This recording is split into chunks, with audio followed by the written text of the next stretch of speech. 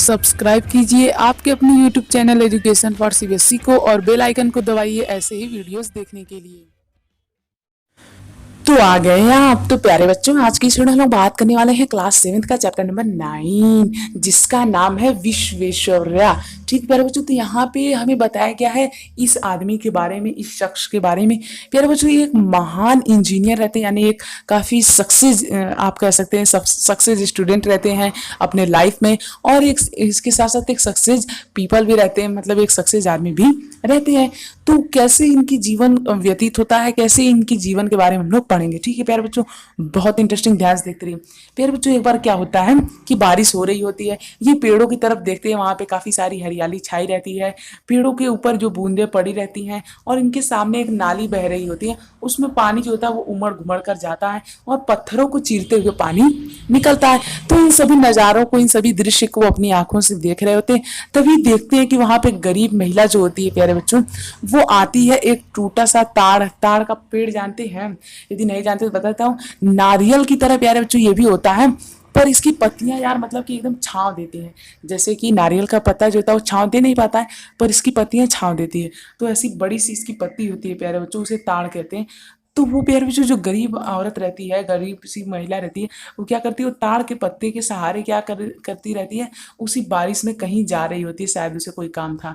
तो प्यारे बच्चों, इसी वजह से इसे देख करके उसके मन में ये विचार आता है, इनके मन में, कि यार कुछ लोग गरीब हैं, कुछ लोग अमीर हैं, ऐसा क्यों, क्या ऐसा कारण है जो कुछ लोग गरीब बनाता है और कुछ लोगों को अमीर बनाता है।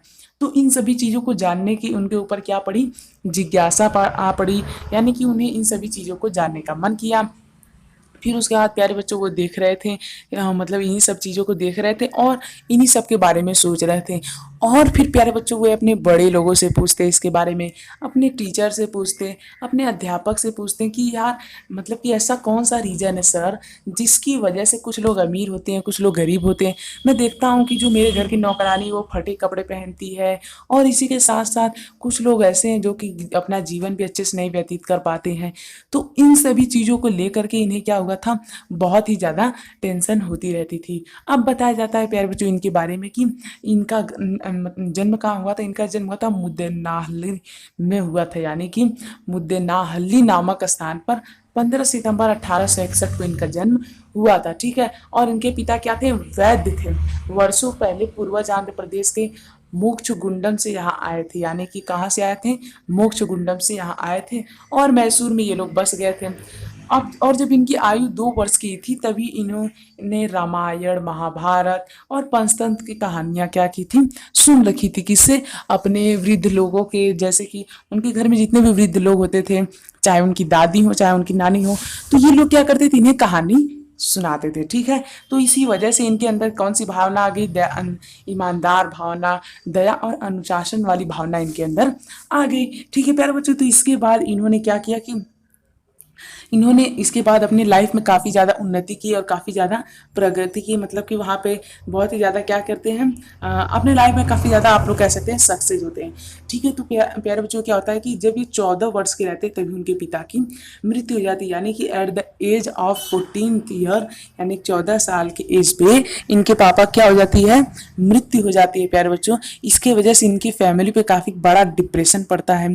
और फिर प्यारे बच्चों होता क्या है कि ये अपनी मम्मी से कहते हैं कि अब मैं अपने मामा के यहाँ जाऊंगा पढ़ने, और वहाँ पे अच्छी शिक्षा के लिए मैं वहीं पर रहूँगा। तो ये कहती हैं, इनकी मम्मी जो होती हैं वो रिस्पॉन्स में कहती हैं कि यदि तुम वहाँ पे जाओगे तो तुम अपने मामा के लिए बोझ हो जाओगे, क्योंकि वे लोग ज़्यादा अमीर तो है नहीं। तो ये कहता है, मम्मी कोई बात नहीं, मैं अपना खर्चा अपने से ही निकाल लूँगा, मैं वहाँ पे बच्चों को ट्यूशन पढ़ाऊँगा, और उससे जो पैसे मिलेंगे उससे मैं क्या करूँगा, अपना जीवन व्यतीत करूँगा, और कुछ पैसे बच जाएंगे उससे मैं क्या कर लूँगा, मतलब मुझे जो भी चीज़ें ज़रूरत है उसे मैं क्या कर लूँगा, खरीद लूँगा, इस तरह से मैं अपना जीवन यापन कर लूँगा।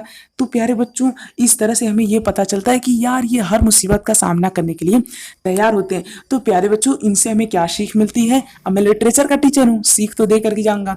तो प्यारे बच्चों, इससे हमें क्या सीख मिलती है कि हमें हर मुसीबतों का सामना करना आना चाहिए, हर परिस्थिति में कैसे रहना है, हर परिस्थिति कैसे झेलना है, ये हमें बहुत ही अच्छे तरीके से आना चाहिए, जैसे इन्हें आता है।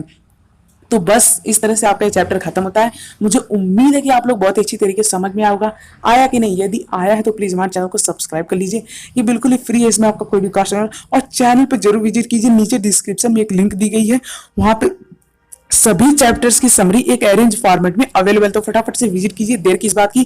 थैंक यू, जय हिंद, जय भारत। मिलते हैं अगले वीडियो में।